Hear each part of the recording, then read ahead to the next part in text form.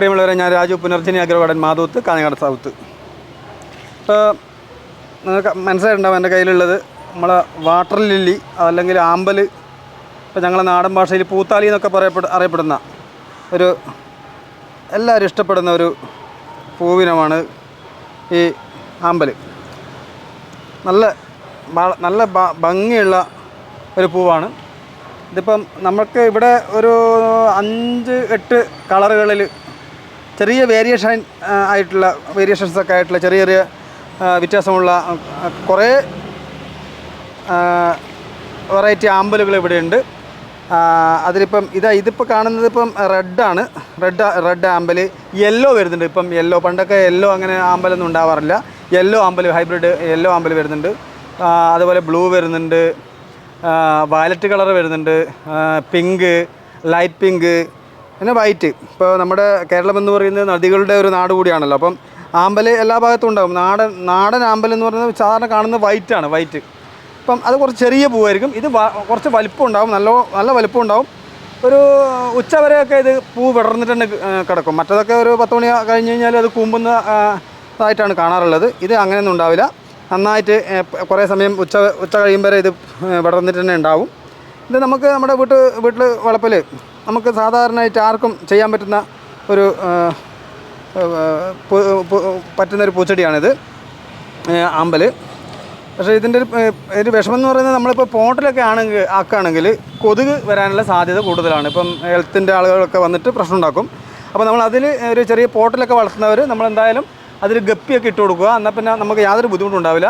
Guppy ഇട്ടാൽ കൂത്താടികളെയൊക്കെ അത് തിന്നോളും. അപ്പോൾ നമുക്ക് ആരോഗ്യ പ്രശ്നങ്ങളൊന്നും ഉണ്ടാവില്ല. ഇത് നടേണ്ട രീതി എന്ന് പറയുന്നത്, നമ്മൾ ഇതിൻ്റെ ചെറിയ തൈ ഇതിലൊക്കെ ഇതിൽ തന്നെ 1, 2, 3 തൈയൊക്കെ ഉണ്ട്.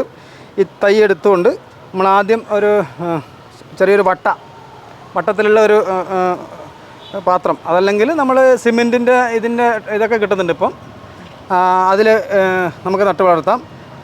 അതിൽ നമ്മൾ ആദ്യം ചെയ്യേണ്ടത്, ഏറ്റവും അടിയിലായിട്ട് ചാണകപ്പൊടി, അതുപോലെ തന്നെ കമ്പോസ്റ്റ്, മണ്ണിര കമ്പോസ്റ്റ് ഉണ്ടെങ്കിൽ അത്, പിന്നെ നമ്മുടെ എല്ലുപൊടി. ഈ 3 സാധനം നമുക്ക് ഇതിനാവശ്യമാണ്.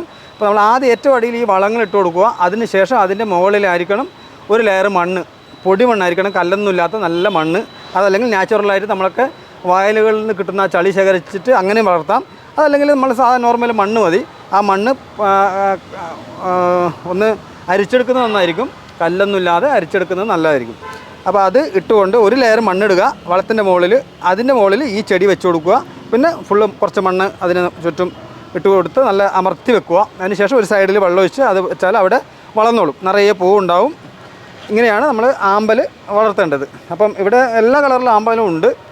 അപ്പം ഈ ആമ്പൽ ഇഷ്ടപ്പെടുന്ന ആളുകൾ നമ്മുടെ അടുത്ത് വരിക.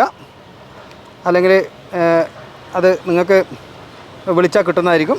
നമ്മളെ ഫോൺ നമ്പർ നമ്മൾ പറയാം, 8547 87 4 881. പിന്നെ അത് കൂടാതെ ഈ ചെറിയ പോട്ടൊക്കെ ആണെങ്കിൽ നമ്മളിത് ഈ സൈഡിലൊക്കെ ഈ പാവി കെട്ടാൻ സാധ്യതയുണ്ട്. ഈ പാവി നമ്മളൊന്ന് തുടച്ചു കൊടുക്കണം. എല്ലാ ദിവസവും വെള്ളം ഒന്ന് മാറ്റി കൊടുത്താൽ നല്ലതായിരിക്കും. പാവി ഒന്ന് തുടച്ചു കൊടുക്കുന്നത് ഇതിൻ്റെ നല്ല ഗ്രോത്തിന് എന്തായാലും നല്ലതാണ്. അപ്പോൾ അങ്ങനെ ചെയ്യുക. നന്ദി, നമസ്കാരം.